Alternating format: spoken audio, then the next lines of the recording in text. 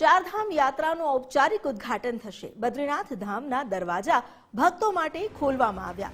ગંગોત્રી, યમુનોત્રી અને કેદારનાથ ધામના દરવાજા પહેલા જ ખોલી દેવાયા છે। ઉદ્ધવ, કુબેર, શંકરાચાર્ય અને ગરુડજીની પાલખીઓ પણ પહોંચી ચૂકી છે। કપાટ ખોલવા દરમિયાન કડક સુરક્ષા વ્યવસ્થા કરવામાં આવી।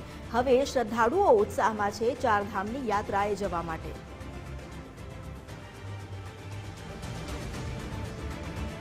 વિધિવિધાનપૂર્વક બદ્રીનાથ ધામના કપાટ પણ ખોલવામાં આવ્યા। ત્રીજી તારીખે કેદારનાથ ધામના કપાટ ખોલવામાં આવ્યા હતા। હવે આજે જ્યારે બદ્રીનાથ ધામના કપાટ પણ ખુલી ગયા છે તો ત્યારબાદ હવે ચારધામ યાત્રાનો શુભારંભ થશે। કપાટ ખોલવા દરમિયાન લોકોનો ઉત્સાહ જોવા મળ્યો। ભક્તો જ્યાં કતાર લગાવીને ઊભા હતા, ફૂલોથી સજાવીને કેદારનાથ ધામને શણગારવામાં આવ્યું હતું, તો બદ્રીનાથ ધામના પણ એવા જ દ્રશ્યો સામે આવ્યા। બદ્રીનાથ ધામમાં બદ્રીનારાયણના દર્શન કરવા માટે લોકોમાં જુસ્સો જોવા મળ્યો। ये बड़ी प्रसन्नता का विषय है। पूरा देश इस समय हर्षित है। हम चाहते हैं कि अधिक से अधिक लोगों को भगवान के निज धाम में दर्शन का लाभ प्राप्त हो।